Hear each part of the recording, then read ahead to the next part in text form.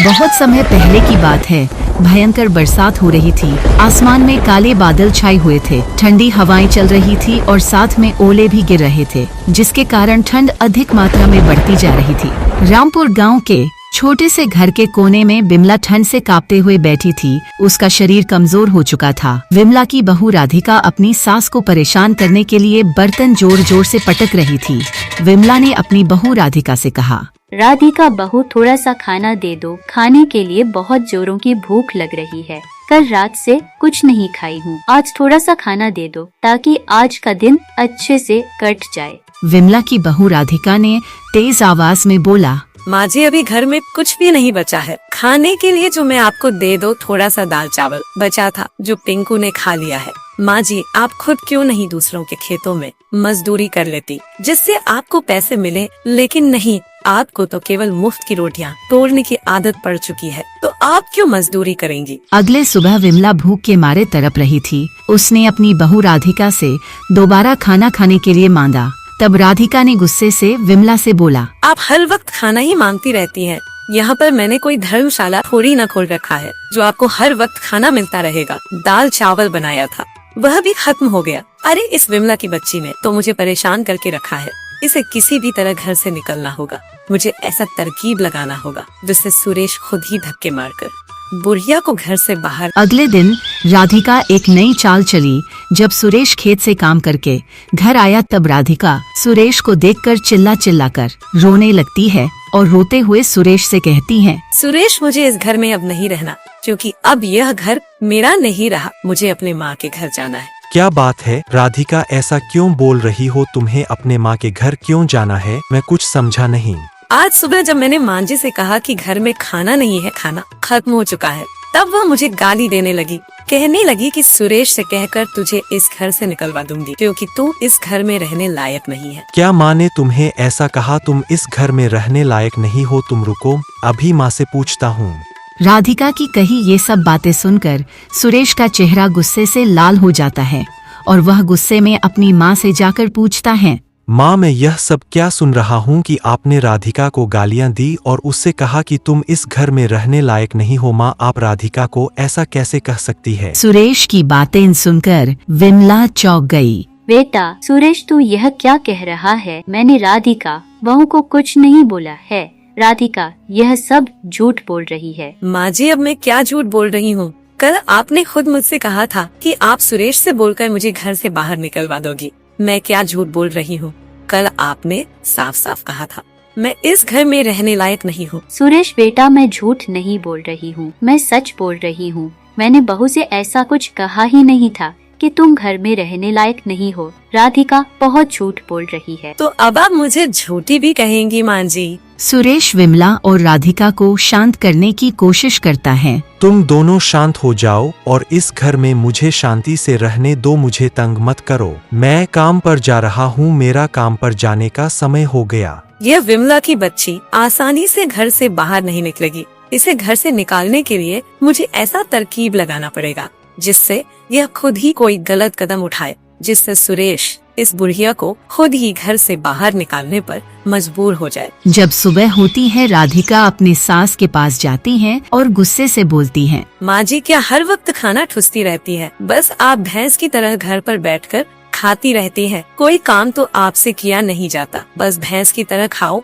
और दूसरे के सर पर बोझ बनी रहो। इसके अलावा आपको आता ही क्या है? माँ जी, आपके कारण मैं दिन भर नौकर की तरह काम करती रहती हूँ। क्या हुआ राधिका बहू, तू ऐसा क्यों बोल रही है? इस घर को बनाने के लिए सुरेश के पिताजी ने दिन रात मेहनत की है, तब जाकर तुम सब इस घर में चैन से रह रहे हो। आज तुम मुझे खाना दे रही हो, खाने के लिए तो तुम मुझे ताना मार रही हो। यह मत भूलो राधिका बहू, तुम लोग जिस खेत से अनाज खाते हो वह मेरे पति ने अपने खुद के पैसे से खरीदा था। आज मैं भले ही बुढ़िया हो गई हूँ। राधिका बहू, तू मेरे साथ यह बहुत गलत कर रही है। राधिका और विमला की बातें सुनकर सुरेश अपने कमरे से बाहर आता है। सुरेश की पैरों की आवाज सुनकर राधिका जोर जोर से रोने लगती है और झूठ बोलने लगती है। माँ जी, आपने मुझे धक्का दिया। राधिका बहू, तू झूठ क्यों बोल रही है? मैंने तुझे धक्का कब दिया? अब क्या हुआ? तुम दोनों झगड़ा क्यों कर रही हो? चैन से सोने भी नहीं देती हो? तुम लोगों ने मुझे तंग करके रखा है। देखिए जी, मां जी ने मुझे धक्का दिया है। सुरेश अपनी माँ को गुस्से से बोला। माँ, तुम राधिका के साथ ऐसा क्यों कर रही हो? राधिका ने तुम्हारा क्या बिगाड़ा है? कभी गाली देती हो तो कभी ताना, आज तुमने हद ही कर दी। माँ, तुमने राधिका को धक्का क्यों दिया? ये तुम्हारा राधिका प्रति कैसा व्यवहार है? माँ, सुरेश बेटा, मैंने राधिका बहू को धक्का नहीं दिया है। राधिका बहुत झूठ बोल रही है। मैंने राधिका बहू को कभी डांटा तक नहीं है। मैंने इसे अपनी बेटी की तरह समझा है। पर न जाने यह तुझसे मेरे बारे में इतना झूठ क्यों बोल रही है। पर बहू, इतना झूठ बोलना भी ठीक नहीं है। समय का कर्मा बहुत जल्द वापस लौट कर आता है, उससे कोई नहीं बच सकता। मैं झूठ नहीं बोल रही हूँ सुरेश, मैं सच बोल रही हूँ।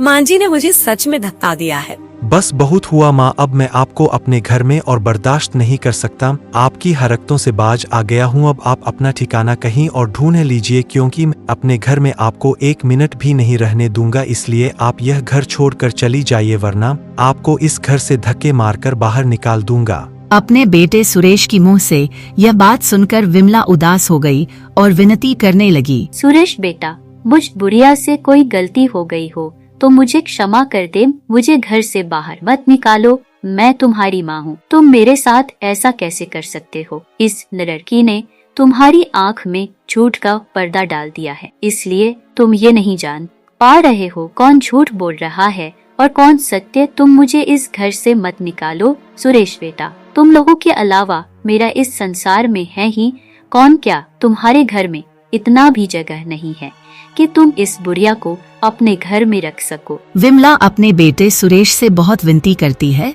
लेकिन उसका बेटा सुरेश उसकी एक न सुनी और घर से बाहर निकाल दिया। माँ, यह मकान मेरा है और मैं जिसे इस घर में रखना चाहूँगा वही इस घर में रहेगा, और जिसे नहीं रखना चाहूँगा वह इस घर में नहीं रहेगा। इसलिए आप चुपचाप मेरे घर से चले जाइए। अरे सुरेश, ये तुम्हारी माँ है, तुमको अपने माँ पर तरस नहीं आ रहा है क्या? बेचारी कितनी बुजुर्ग हो गई है, यह इस हालत में कहाँ पर जाएंगी? इनका तुम्हारे सिवा है ही कौन? इतनी तेज बारिश हो रही है, ऐसा मत कर सुरेश बेटा। आप चुप रहिए सरपंच जी, मेरे घर की बात है और मुझे नहीं पसंद है कि मेरे घर के मामले में कोई बाहर वाला बोले। सरपंच जी, आप शांत हो जाइए। आजकल की औलादों से हम उम्मीद ही क्या कर सकते हैं? ये सब तो केवल स्वार्थ के लिए जीते हैं और अपने माँ बाप की भी इज्जत नहीं करते हैं। अपने माँ आपको 2 वक्त का खाना नहीं दे सकते हैं। इनके लिए इनके माता पिता जिए या मरे, इन्हें जरा भी फर्क नहीं पड़ता है। सुरेश बेटा, क्या तुम्हें पता है जब माँ बाप बूढ़े बुजुर्ग हो जाते हैं तो उन्हें अपने औलाद की कितनी जरूरत पड़ती है? यह घर तो मेरा दुनिया है बेटा। मैं एक घर छोड़कर कहाँ जाऊंगी बेटा? सुरेश, क्या मैं तुम्हें इसी दिन के लिए बड़ा किया था कि तू मुझे मेरे अपने ही घर से धक्के मारकर बाहर निकाल दे? लेकिन एक बात हमेशा याद रखना, तू मुझे दुख देकर कभी सुख में नहीं रह सकता। जो तू आज मेरे साथ कर रहा है, एक दिन तेरे औलाद भी तेरे साथ ऐसा ही करेंगे। विमला रोते हुए वहाँ से चली जाती हैं और जाकर एक पीपल के वृक्ष के नीचे बैठ जाती हैं। हे भोलेनाथ, मेरे जीवन में यही दिन देखना रह गया था जिस औलाद को मैंने जन्म दिया और उसे अकेले पाल पोस कर इतना बड़ा किया। आज वही बेटा मुझे मेरे ही घर से धक्के मारकर बाहर निकाल दिया। अब मैं क्या करूं? कहां जाऊं? अब मेरे जीवन का कोई महत्व नहीं है। तभी वहाँ से एक गांव की औरत जा रही थी।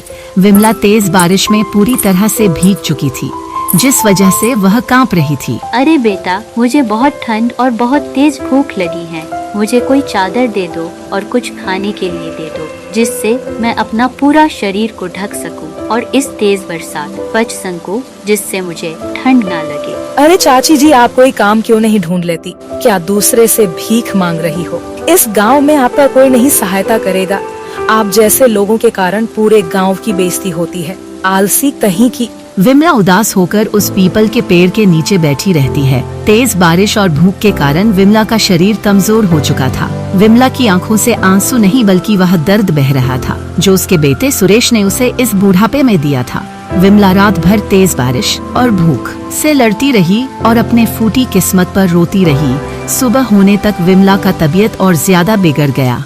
बारिश थमने का नाम ही नहीं ले रहा था। तेज भूख लगने के कारण विमला उस तेज बारिश में एक राशन की दुकान पर जाती है और उस दुकान वाली औरत से कहती है, बेटा मुझे कुछ खाने के लिए दे दो, मुझे बहुत जोर से भूख लगी है। ऐसा लग रहा है कि कुछ खाने को नहीं मिला तो मर जाऊंगी। अरे बुढ़िया, मैंने यहाँ कोई धर्मशाला नहीं खोल रखा है कि ऐसे ही किसी को मुफ्त में सामान बांटती चलूं। अगर तुझे खाने के लिए कुछ चाहिए तो पहले मुझे पैसे दे। बेटी कृपया करके मुझे कुछ खाने को दे दो, मैं बेचारी बुढ़िया कहाँ से पैसे लाऊंगी। दुकान वाली औरत बिना कुछ कहे दुकान के अंदर चली जाती है। विमला वहीं पर उस तेज बारिश में भीगती रही। उसकी आंखों से उदासी साफ दिख रही थी। विमला वहाँ से चुपचाप चली जाती है। अब मैं कहाँ जाऊँ, क्या करूँ, मैं किससे मदद मांगू। कहने को तो यह दुनिया बहुत बड़ी है, फिर भी मैं अकेला हूँ। सच कहते हैं भगवान किसी पर मत विश्वास करो, चाहे वह अपनी ही औलाद क्यों ना हो। समय आने पर सबका असली चेहरा सामने आ ही जाता है। जिस घर को मेरे पति ने अपने मेहनत की कमाई से बनवाया था, आज उसी घर में मेरे लिए जगह नहीं है। ऐसा बोलकर विमला दूसरे रेस्टोरेंट वाले दुकान पर जाती हैं। बेटा कुछ खाने को दे दो, मुझे बहुत तेज भूख लगी है। कल रात से ही मैंने अन्न का एक दाना भी नहीं ग्रहण किया है। कुछ खाने को दे दो बेटा, ईश्वर तुमको हमेशा खुश रखेगा। अरे बुढ़िया, मैं यहाँ पर कोई मुफ्त में खाना थोड़ी ना बांट रहा हूँ जो तू जैसी भिखारी को दे दूंगा। तेरे लिए यहाँ पर कुछ भी नहीं है, चल भाग यहाँ से भिखारी कहीं की। कोई बात नहीं बेटा, जब मेरे खुद के बेटे ही ने मुझे घर से निकाल दिया तो मैं दूसरे का क्या भरोसा करूं। आज मेरे बेटे और बहू ने मुझे रोड पर ला दिया। आज मेरे पति जिंदा होते हैं तो मुझे यह दिन कभी नहीं देखना पड़ता और न ही किसी के आगे हाथ फैलाना पड़ता मुझे। वाह रे मेरी फूटी किस्मत बेटा, तुम्हारे दुकान में बासी खाना बचा हो तो वही दे दो, मैं वही खा लूंगी, क्योंकि मुझे बहुत जोरों की भूख लगी है। मुझसे अब और भूख बर्दाश्त नहीं हो पाएगा। अरे जा भाग यहाँ से भिखारी, सुबह सुबह भीख मांगने आ जाते हैं। मेरा पूरा दिन खराब कर दिया। भिखारन तहीं की जब जवान रही होगी तो मुफ्त की रोटियां तोड़ी होगी, इसलिए तो बुढ़ापे में झेल रही हो। दुकानदार की यह बातें सुनकर विमला उदास हो जाती है, वहाँ से चली जाती है। तभी रास्ते में उसे एक और किराने का दुकान दिखाई देता है। विमला उस दुकान पर जाती है, वहीं पर चुपचाप खड़ी रहती है। उसके आसपास बहुत सारे लोग आते जाते रहते हैं, पर उसकी सहायता कोई नहीं करता है। देखो रामू भाई, वो तो सुरेश की माँ है बेचारी, किस हाल में है। सुरेश को ऐसा नहीं करना चाहिए था। उसने अपनी माँ के साथ बहुत गलत किया है, मगर हम कर भी तो क्या सकते हैं। अगर हमने कुछ बोला तो हमारे बेटे और बहू भी हम लोगों को भी घर से निकाल देंगे। सही कह रहे हो तुम मुरली भाई, आजकल के बच्चों को ना जाने क्या हो गया है। माँ बाप कुछ बोल दे तो उन्हें बुरा लग जाता है और घर से निकाल देते हैं। खैर छोड़ो, हम लोग कर भी तो क्या सकते हैं। हे भोलेनाथ, मैंने कभी सोचा भी नहीं था कि मुझे यह भी दिन देखना पड़ेगा, लेकिन कोई बात नहीं, जो होता है अच्छे के लिए ही होता है। मुझे आप पर पूर्ण विश्वास है कि आप मेरे साथ कभी भी गलत नहीं होने देंगे। इतना बोलकर विमला वहाँ से जाने लगती है। कुछ समय चलने के बाद उसे 3-4 औरत आपस में बात करती हुई दिखाई देती हैं। विमला उन लोगों के पास जाती है मदद मांगने के लिए। बेटा मुझे कुछ खाने के लिए दे दो, कल रात से ही मैंने कुछ नहीं खाया है। ईश्वर तुम्हें जिंदगी भर खुश रखेगा। अरे माँ जी, देखने में ठीक तो लग रही हो, दूसरे के खेतों में मजदूरी क्यों नहीं कर लेती। अरे सविता बहन, ऐसा समय किसी का भी आ सकता है, तुम्हारा भी आ सकता है, मेरा भी आ सकता है। समझी तुम माँ जी, आप मेरे साथ मेरे घर चलिए। वह औरत ने विमला को खाना खाने के लिए दिया। बेटा तुमने मुझ बुढ़िया का पेट भर दिया, मैं बहुत खुश हूँ। तुम्हें देखकर ऐसा लगता है इंसानियत आज भी जिंदा है। तुम हमेशा खुश रहो, ईश्वर तुम्हें संसार की सारी खुशियाँ दे। विमला उस औरत से ऐसा बोलकर फिर से उसी पीपल के पेड़ के नीचे जाकर बैठ जाती हैं। तेज बारिश हो रही थी और हवाएं भी चल रही थी। अगर भोलेनाथ ने चाहा तो मेरा यह बुरा वक्त भी बीत जाएगा। मैं भले ही बुढ़िया हो गई हूँ, लेकिन मुझे अपने दम पर ही कुछ करना पड़ेगा। कब तक दूसरों से यूं ही उम्मीद लगाए बैठी रहूंगी। अगर मैंने कुछ नहीं किया तो यह दुनिया के लोग मुझे जीने नहीं देंगे।